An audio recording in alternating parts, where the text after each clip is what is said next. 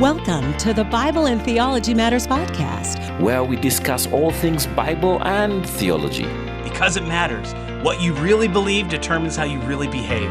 Now, here is your host, Associate Professor of Bible Exposition at Dallas Theological Seminary and Professor of Bible and Theology for the National Theological College and Graduate School, Dr. Paul Weaver.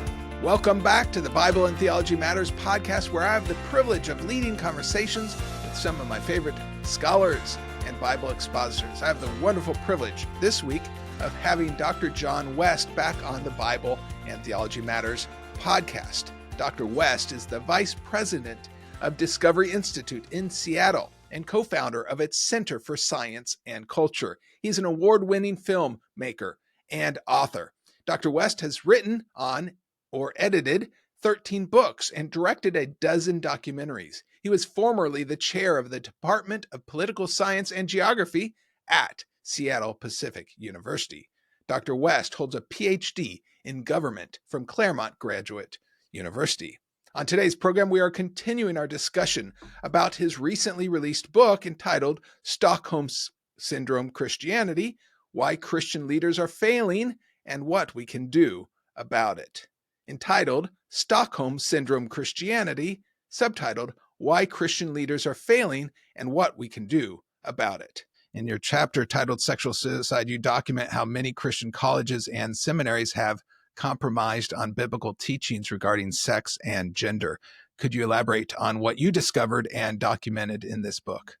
The big thrust of the chapter is, a lot of conservative Christians are concerned about LGBTQ issues, and I do address that. But the problem goes way deeper. When you have Christians who aren't defending a robust view of marriage or biblical teaching on divorce, I know that faithful Christians have some disagreements about what biblical grounds for divorce are, but faithful Christians understand there are biblical and non-biblical grounds for divorce. But when you see that, and when you see the idea that sex, period, heterosexual sex, should be only within the confines of marriage, then the next step is, I think, what we've seen. And then when you see the next step, which I think was really legitimizing of same-sex relationships, then you get into transgenderism where sex itself becomes questionable. So he just keeps going down and down into destruction, in my view. So that's sort of the overall picture. But at Christian colleges, we're seeing a lot of this. And so I already mentioned about Seattle Pacific, where 72% of the faculty voted against biblical marriage. This is a CCCU school, so the Coalition of Christian Colleges and Universities, along there with Wheaton and along with other evangelical institutions. So this is not Union Seminary or a mainline. This is still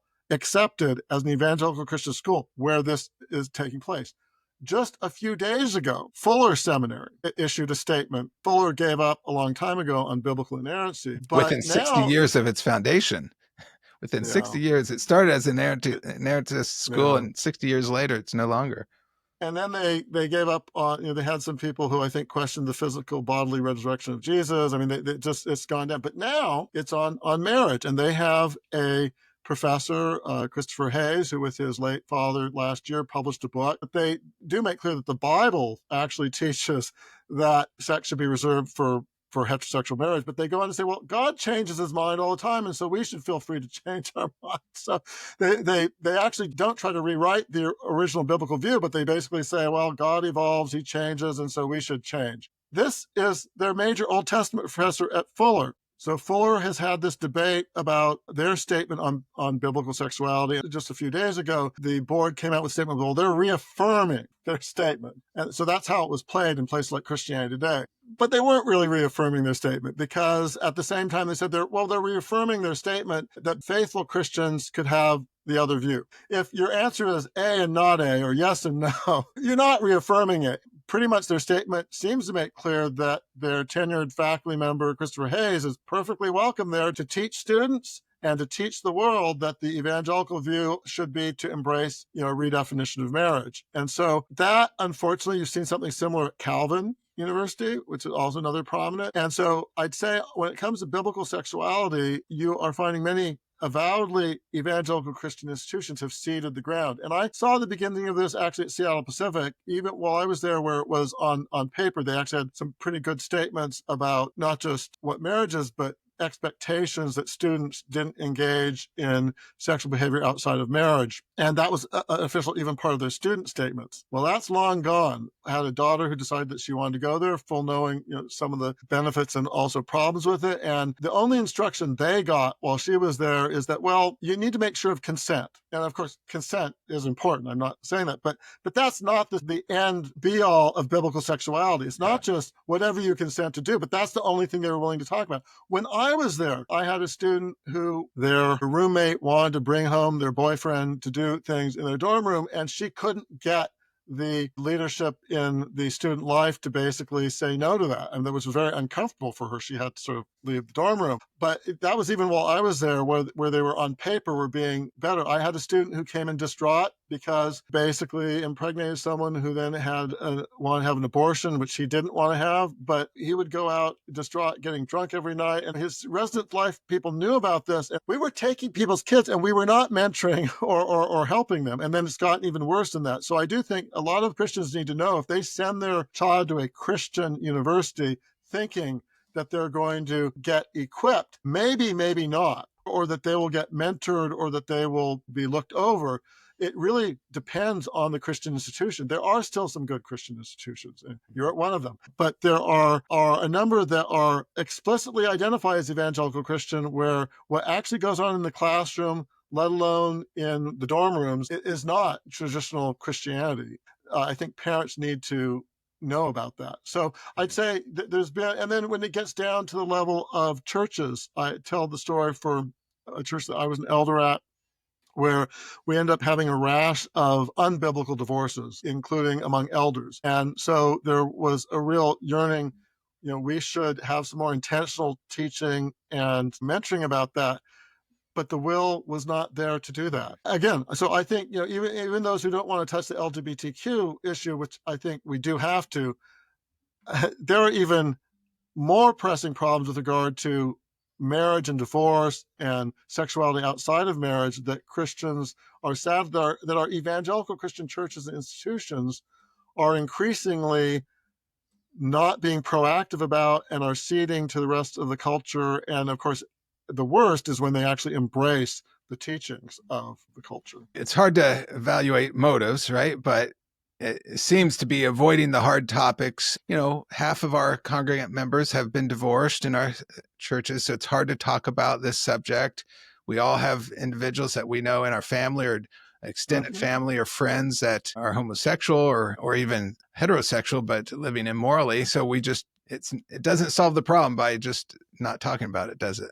And also, many of the people who say, well, let's just give a pass on biblical teaching about marriage and sexuality, but they have a great heart for, what we really should be focusing is on poverty and on the least among us. And I agree that Christians ought to be focused on that. But what they don't see is what happens in the bedroom does not stay in the bedroom. And I talk about this in the chapter on race and ethnicity and poverty in my book, is that the biggest determinants in America of long-term intergenerational intractable poverty and also kids who grow up with crime and other stuff is family breakdown. And so when you see the biblical teaching on what leads to wholeness through, of appropriate use of sexuality and human flourishing, and you see that, if you're really interested in poverty and other forms of social dysfunction and people who are really hurting, there's a connection there. I think a lot of Christians don't see that. They say, well, I'll help with the homeless, I'll help with that. And they don't see the connection of, well, if you deny and aren't equipping the members of your churches in this area of sexuality, you're actually helping to create the problems that you say you're concerned about. We need to help the poor and impoverished now, but that next generation, we can help them not enter into that by giving them a good biblical understanding of wholeness in marriage and our identity in Christ and biblical understanding of sexuality. Yeah, very good. Wow. Relating back to the Fuller situation and that gender debacle, and we see that at Princeton, we see that old guard as well, the mainline denominations who've abandoned inerrancy years ago. But Fuller is a case study, right? There's many, unfortunately, case studies for this that, as Chuck Colson said, ideas have consequences, bad ideas have victims. And I've coined it and said, theology has consequences and bad theology has victims. And this is, I think, Fuller is a case in point of bad theology has victims. I think that's right. I think that in a lot of the Christian institutions, by the time things spur out publicly, I know this was true with Seattle Pacific, a lot of alumni and things were shocked Mhm. when you had so many people vote against biblical marriage. But my point is, these things don't happen in a day. Yeah. And when they break out into the public is different than when they actually begin. And I think for a lot of these institutions, the number one thing that people don't focus on is it's not the theologically progressive faculty or administrators, it's who enables them. And it comes down to the board. Maybe I can share a little bit about Seattle Pacific, about sort of the watershed of that, because I think it's something that is applicable to Fuller and many other institutions. So when I came to Seattle Pacific, I was warned by some fellow faculty members that, we have a very theologically conservative board of trustees. Little did they know that when they told me about that, well, one reason why they told me about that is that they had just denied tenure to someone in the Bible theology department because they were out there theologically.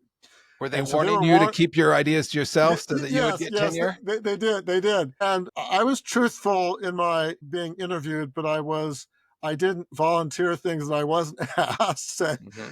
But little did they know when I heard this, when the faculty member who told me this, I was, privately going, wow, that's great. We actually have a board that is biblically and that is concerned enough to do that. And so that was when I began there. Bookend to the end, the year that I decided to leave, and this sort of encapsulates the transformation that occurred, is that one of the last things I did was to try to defend a faculty member who was hired while I was there, who I think was one of the most dynamic evangelicals that we had hired at the time, very biblically faithful, very evangelical, but because he was, some of the more progressive on the faculty didn't like him, and so they denied tenure to him, or they recommended the denial of tenure. Had great scholarship. Really, the sole grounds was he wasn't collegial. And what did they mean by that? I actually saw the surveys of the faculty and the private surveys, because he shared with me that, and in fact, he was collegial. It was all about that he was theologically conservative. So this goes up to the board, and the board rubber stamps it. So you start with a board that actually denies tenure to someone who's theologically heterodox, and then you end up with a board who's not even willing to veto when the heterodox faculty are now trying to push out the few biblically faithful people who are still there. And that tells you what had happened. And what was the key, sort of what led to that? Well, part of it was that you had a president who wanted to basically defang the board, because the board at Seattle Pacific was actually largely picked, the supermajority was picked by its founding denomination, which was Free Methodist, which is an evangelical church. I'm more of a Reformed background, but the Free Methodist Church is a biblically faithful church, member of the National Association of Evangelicals. And so they picked most of the board members. That helped keep some measure of faithfulness. Well, the president of the institution, that constrains us too much. And so he basically went for broke to break that system and basically allow the board to appoint all of itself and to not have the denomination appointed and not even replace it with, some schools, they're not denominationally appointed, but at least they have a very strict statement of faith on biblical authority and other things that you have to agree to. But the president, SPU, wasn't willing to adopt that as an alternative either. This is, I write in the book, is what Francis Schaeffer wrote about in his interviews as sort of the watershed moment of the institution, where this plan to break up the board was done with a lot of secrecy. And the board at the time didn't really know what was going on. But then they found out. I was one of the few faculty who, when we found out about it, made sure that the board knew about it. And so then the board, who were largely biblically faithful people at the time, either from business or from the Free Methodist Church, so they themselves were personally evangelical, involved in evangelical missions. I mean, there's no question in my mind that they were biblically faithful in their personal lives and activities. Well, they had a choice when this came before them. What do? And they flinched. They gave, I think, a tongue lashing to the president. Oh, no, you shouldn't have done that. But they didn't remove him. And then within 2 or 3 years, he ended up getting his way. By the time that happened, then you have a fundamental shift on the board where the board can't actually be a protector of the faith or mission of the school. From there on, it's pretty much inevitable.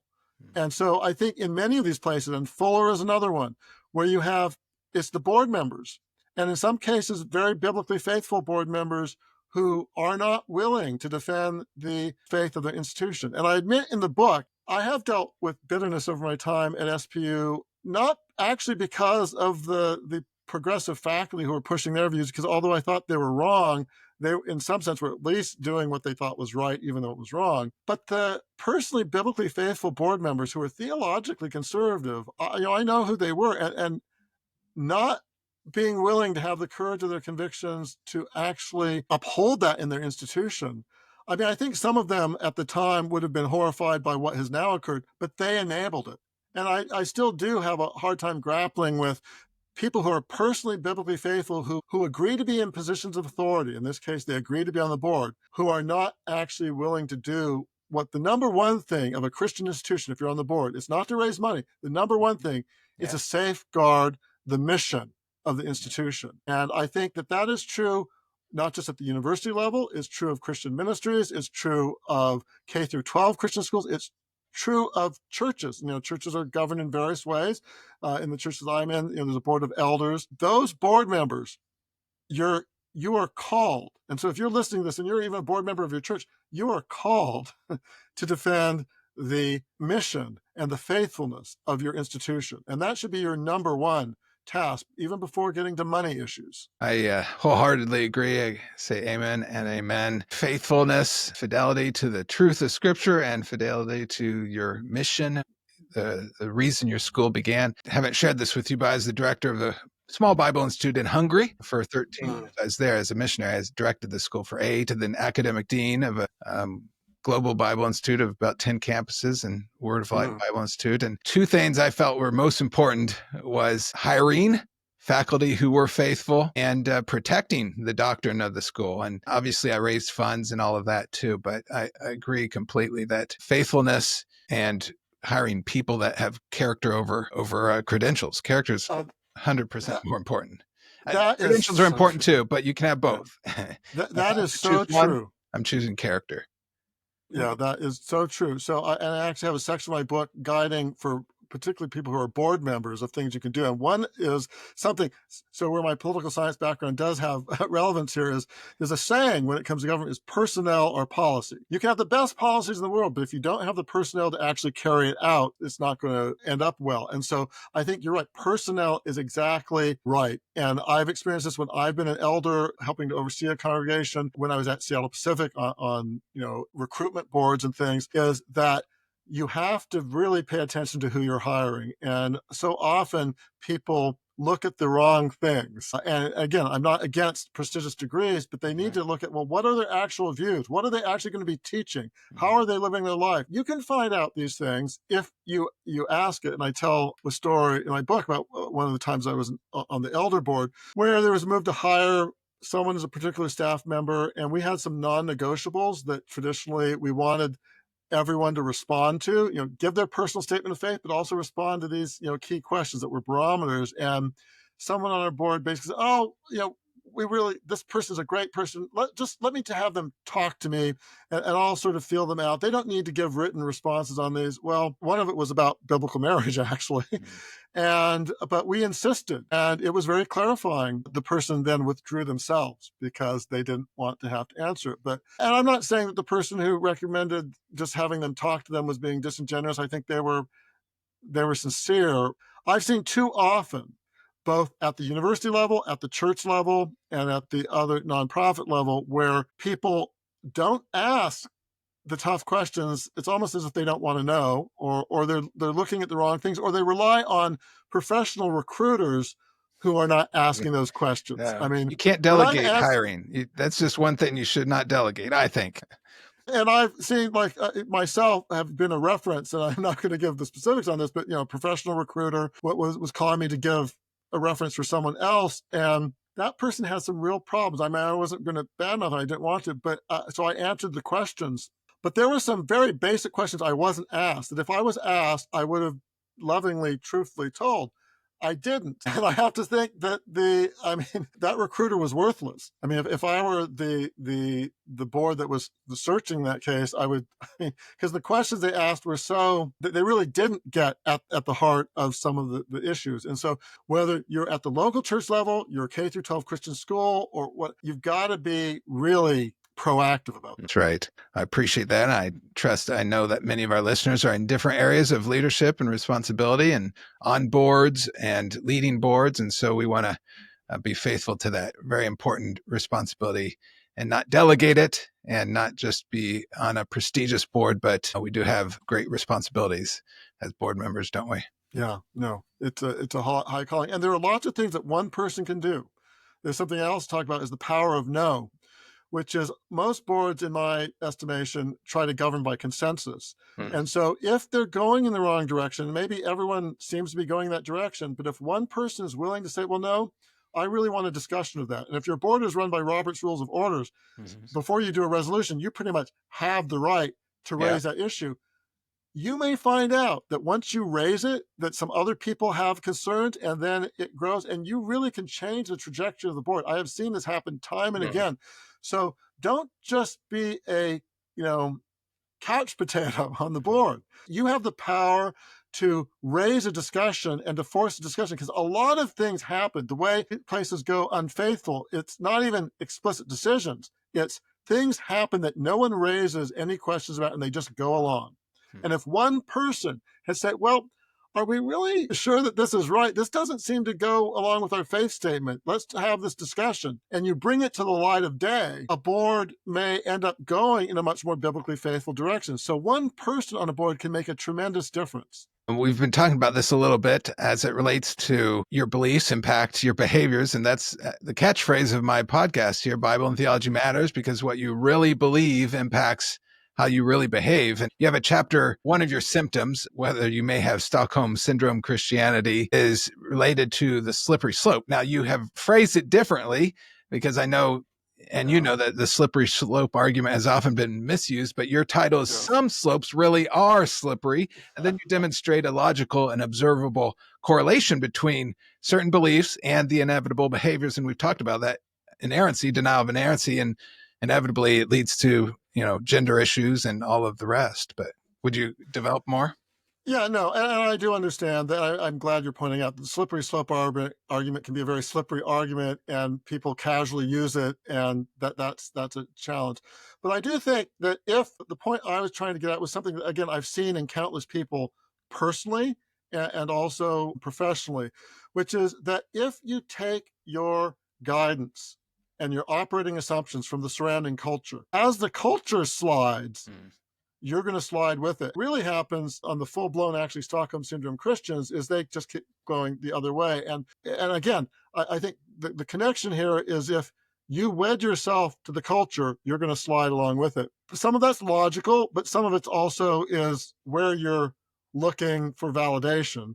And so some of it's emotional. But let me give an example that I talk about in the book of Howard Van Til, who was this physics professor at Calvin College. And in the early years of the intelligent design movement of people like Phil Johnson or Michael Behe or Bill Dembski, and then Steve Meyer, who were saying, there's evidence in nature of design by God, and that includes in biology. And Howard Van Til was, no, that's sort of not the way it is. Maybe God front-loaded everything, and so it doesn't really necessarily look designed, but he front-loaded the laws, and then it sort of took care of itself. The reason he was doing that, I think, that was an acceptable position, a more acceptable position, and it didn't force him to make some hard choices about Darwinian evolution, for example. But as things progressed, by the time he left Calvin and retired, he was no longer describing himself even as a Christian. He was a free thinker. Okay, so he'd left behind Christianity, and then by the end of his life, just a couple of years ago, he published things that identified as a thoroughgoing naturalist, that even any sort of Abrahamic God was superfluous and not needed at all, and that he was a thoroughgoing naturalist. So he went from a Christian who began to sort of move in a certain direction to a free thinker to a full-blown materialist. And I think not all of the transformations are as dramatic, but I think that I've seen enough of it. And the common denominator seems to be a real concern about what secular culture is saying. If you're taking the cues from the culture and the culture goes down, you're going to go away with it. And I would say that's very much true, not just in the political area and in churches, but in culture, but also in academia. We want to be well liked. The pressures to be received by non-evangelicals, to be accepted as scholarly by ones that we would consider theological liberals, or deny the Bible is authoritative or even inspired, or even maybe some scholars don't even believe God exists. So to be accepted in academia, that's a big pressure. I don't feel it. We need to care about, we serve one, right? We're the audience of one. It may sound cliche, but it should be true, right? We need to care about what God thinks. We need to fear God rather than man. And really, many cases, it comes down to fearing man more than God, doesn't it? It does. And I think one of the things I write about in my book is this book, The Scandal of the Evangelical Mind by Mark Knoll, which I think had some good things about it. Yeah. The good things were calling evangelicals to a higher level of scholarship and life of the mind. Great. So I was a faculty member at the time that came out in the 1990s. And it was sort of the rage in evangelical colleges. And some of that was good. But the way I saw it at my institution and some others is, well, what is good scholarship? What's the definition of excellence in scholarship? Mm-hmm. And although Mark Knoll, at least in the first edition of his book, said, well, it's not just being rubber stamped by the secular culture. He did say that, but the way it was interpreted by my fellow faculty members and a lot of other evangelical faculty members at other institutions was, well, is the New York Times going to praise me? Or is this leading secular scholar going to praise me? Or am I going to be published by Harvard University Press? And so it was sort of envy of the secular culture and seeking validation from people who had a very unchristian worldview. And if that's where you're seeking validation, your scholarship is going to reflect that. And sadly, I think I talk about in the book that many people don't know, but Mark Knoll came out with a new version, sort of an anniversary version where he has a longer afterword. And despite what he said in the earlier edition of his book, that you don't just look at secular culture, in his revised edition or his updated edition, what are his examples of Christians who are of excellence in scholarship? Well, he's pretty much just citing, well, they're recognized by this secular entity or they're recognized by that. It's not that they're actually objectively excellent and true. And where that really comes out is then he gives his laundry list of, and some of these things are political. I think Christians have different views, but his definition of excellence is, well, if you don't buy into Darwinian evolution, or you don't buy into certain things about climate change, or you don't buy into certain things about Trump, or you don't buy into, then you're not excellent. And so he's making those a litmus test. That so as long as you support Darwinian evolution, or as long as you support a certain view of global warming, then you can be excellent. Otherwise, you're anti-intellectual, which I think is a very anti-intellectual stance. Well, that's what Walke did too, right? Walke said something similar about becoming a cult if we don't accept modern thinking on evolution. Evolution. Yeah. And then if you go back to Mark Knoll's the original part of his book, there were some concerning signs that people should notice, which, for example, he attacked what he called biblicism. Mm-hmm. Well, as near as I can tell, what he was meaning by biblicism was actually taking the Bible seriously. Right. And when he gave, at the one part of his book, his definition of Christian scholarship, it pretty much had very little to do with Christianity and having scholarship that came out of the truth claims of Christianity, because I think that is a good example of sort of, it was an indicator as early as the 1990s that something wasn't great in evangelical higher education, at least in parts of it, that yearning for secular approval. I've been interviewed by the New York Times on a variety of matters, from C.S. Lewis to intelligent design. So I'm not knocking those sorts of recognition. Of course, those articles by the New York Times weren't actually favorable necessarily, but at probably least critiqued you in those. So I'm not knocking all that, but that's not your lodestar. That's not what you're trying to do, and that's not a determinant of whether you are doing excellence in scholarship.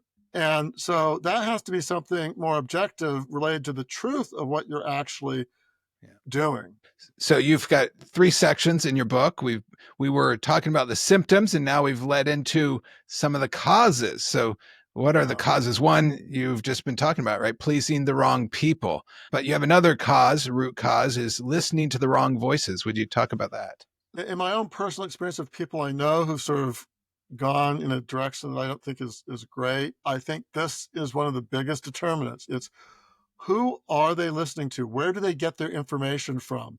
Where do they get their entertainment from? So whether it be the traditional news media, social media, now chatbots, GPT, Wikipedia, let alone secular scholarship. So we're also just talking about pastors, people in the pews. Where are you getting your information from? And I don't think people realize just how stage managed the information is. And it's not that I'm not claiming people who aren't Christians are lying about everything or making stuff up. I mean, there is some of that.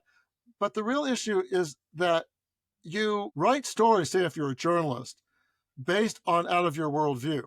And so even if it's true information you're giving, but you're only giving this part of the true information, not this part, you're helping to shift and manipulate people's views. I tell many people are astounded to know that 150 years ago, many major newspapers would print as newsworthy what major pastors said in their sermons. But that signifies something, which is, how do you determine what's newsworthy? What's worth reporting on? Well, if you are a secularist who doesn't believe God exists, or maybe you're a Christian in name only who doesn't really believe in the Bible, what you think is newsworthy is going to be different than what a true Bible believer will be. So if you rely on them for your information, let's give some just very practical examples. In the debate about same-sex marriage, I cite some statistics of media studies. Overwhelming, and this was a time when most Americans did not agree with same-sex marriage. If you actually look at the media coverage, the journalists overwhelmingly favored same-sex marriage. For every person who didn't support same-sex marriage, you'd have 4 or 5 people who were quoted against it. Everything was framed as in that the natural view was to support same-sex marriage, even at a time when most Americans did not support it. That's how cultures change. That's how Christians change. If you are relying for your information on secular reporters who are skewing the information and only citing the experts who agree with their views, you end up imbibing it. Well, that, despite my personal Christian beliefs, no one else believes that. Or here are these pastors who are being featured who say that there's a more nuanced view. So you are allowing yourself to be manipulated. Similarly, if anyone's watching who thinks that we have a trouble that pro-life protesters are doing lots of violence now, well, if you actually believe that, it means that you've been imbibing these manipulating sources. So if anything, since the overturning of Roe v. Wade, as I document in my book, there have been hundreds upon hundreds of attacks on pro-life clinics and churches, fire bombings, vandalism. If this is news to you, you're listening to the wrong information sources, because those are objectively out there. Those are newsworthy, certainly if you have a biblical worldview. But if you don't have a biblical worldview, they aren't newsworthy. And so it's never reported on. Here's the underlying thing. Many Christians think, well, I believe in the Bible, so that's all I need to do. I can be discerning of all these other information sources. But a lot of Christians aren't. If you hear a drumbeat that science shows that you're enmeshed in a certain sexual orientation, there's nothing you can do to change your behavior, or nothing, or that the facts show that Christians are being violent and that they're not the victims of violence. If that's the drumbeat of facts that you hear, supposed facts, that is going to, at the very least, erode your fundamental beliefs, because you're going to think that, well, the picture of reality doesn't really fit with what the Bible says. And then when you're pitting reality against the Bible, something's going to give. So I think when I see Christians who their kids by junior high, let alone high school, they can't recognize them anymore, I begin to inquire, well, where are you and they getting their information? They end up consuming, the information that is from the secular world. And so it's almost a foregone conclusion that that's going to erode your beliefs. That chapter, I try to walk people through basically 7 or 8 ways that people get information, including the entertainment industry. What are you actually watching? What stories are you filling your brain with?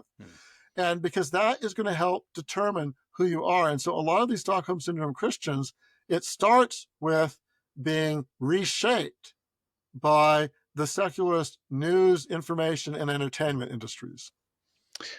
Well, I teach the book of Daniel oftentimes, and in chapter 1, I talk about how Daniel and his 3 friends were isolated, right? Then they were indoctrinated, and then they were assimilated, right? But now Daniel and his 3 friends weren't, but that was pretty effective, I think, by Nebuchadnezzar making these Judeans the best Babylonian citizens. So I think Satan's still doing the same thing today, trying to isolate, indoctrinate, then assimilate into a non-Christian worldview. So I appreciate all that you've said there. So we've looked at the symptoms, whether you might be a Stockholm Syndrome Christian. We've looked at some of the causes, listening to the wrong voices, wanting to please the wrong people, tolerating the wrong rulers. You have a couple calls to response, some of the cures, call to wisdom, a call to action, and a call to faithfulness. You've talked a little bit about the call to wisdom. What are practical steps that you believe we must take in response to the crisis you've outlined? So I've talked about some of these already with regard to board members. I have a whole section if you're an elder or a deacon or in a position of authority, what you can do. But let me talk about, say, the number one thing that I just would hope and pray that every Christian can do, even if you feel that you can't do everything. We're not like Atlas having the weight of the universe on our shoulders, but you can do no harm. What do I mean by that? You attend and are part of a church. If you're a faithful Christian, you likely give both to your church and give to other Christian nonprofits and things. You may send your kids to a Christian school. How are you stewarding the resources that you've already been given? So with regard to a church, I am not an advocate for willy-nilly just leaving your church at the first drop of the hat. The last church that my wife and I were involved in, where I was an elder, we were there for 18 years. So I'm not advocating. On the other hand, there are bright line tests. We have a large mega church near where I live where the pastor went off the deep end and embraced homosexual marriage. It was a more historically evangelical church. The numbers of people who stayed there, even though they disagreed with it, because of their personal friendships, that would be sad to leave. Or, they were just used to being there. Well, that's not a wise stewarding of the resources. So if you are, and similarly, are you sending your kid to a school that maybe you have warm feelings of because when you went there 30 years ago, it was biblically faithful, but it's not anymore. Why are you spending your money? Or maybe you graduated from a Christian university that was faithful and now it's not. Are you giving an annual donation to them? So even if you don't feel that you can do great things for God, and I actually think God does have great things that we all can do, but even if you don't think that, how are you using your resources already? Are you attending a biblically faithful church, or are you donating your time, talent, and treasure to an institution that is actually pushing people away from God? I mean, how are you already stewarding that? With regard to your, a Christian school or ministries that you give to, are you at least using that wisely? I think you should be donating to good institutions, but at the very least, don't be bankrolling and enabling formerly Christian institutions that are going in a different direction. So the do no harm principle, I think that's something that everyone can do. Even if you feel overwhelmed, even if you feel that you can't do a whole lot, there are some areas where you're already doing things and making sure that it's consistent. So I think that's one of like 21 things. Mm-hmm. And the other, just one other thing is, who's actually raising your kids? This may seem like a no-brainer, but the number of Christian parents I know who have basically ceded the raising of their kids either to the public schools or to a Christian school who they don't really know what they're doing at, or have, just think, well, once a week youth group that's all that they need to be, let alone social media. Are you ceding your kid? Is social media or is TikTok raising your kids? Christians who are parents are called to raise their kids. All of us need to ask, this is a question that my wife and I had to ask when we were raising our kids. They're now young adults, but who is raising them? If it's not you, I mean, you may say it's you, but what are you actually doing to further their spiritual development, the development in truth?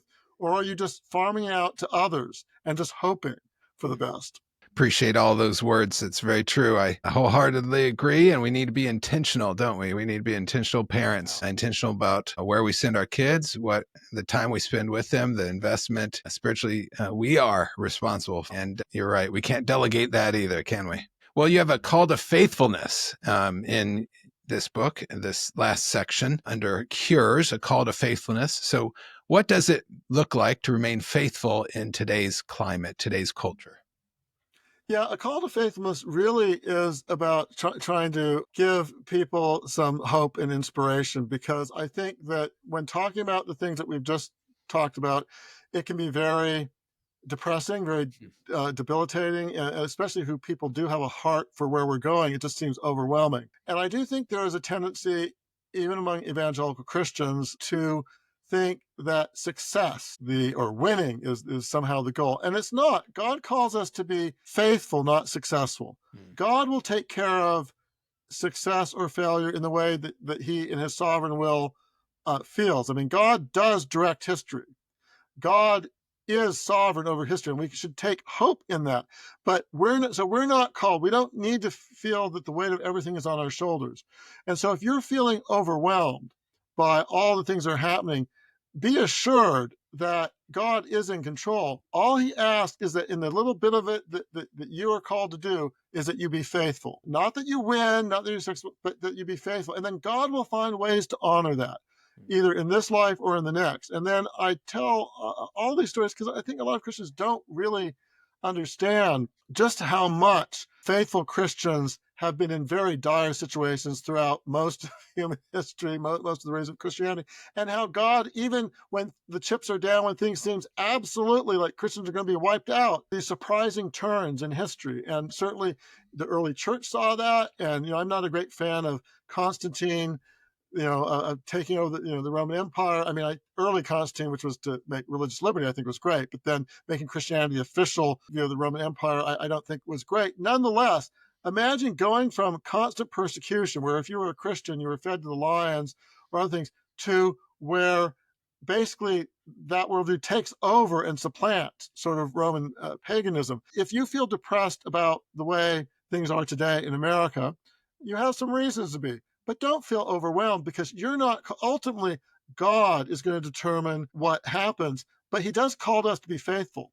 Don't despair, and don't also think that you're going to be judged based on success. I mean, I see this mentality all the time in church growth people and other things, is that, use all these techniques to artificially, we're going to succeed in worldly terms. No. Success in biblical terms is being faithful in our relationship with the living God. And out of that, God can do amazing things. And so be hopeful, but understand your part is to be faithful. You don't need to have the weight of everything else on your shoulders. Yeah, that's a great call to action. Thank you for your faithfulness, and challenge our listeners to be faithful what God has entrusted to you, your gifts, abilities, finances, talents, and spiritual gifts. Use them for God's glory.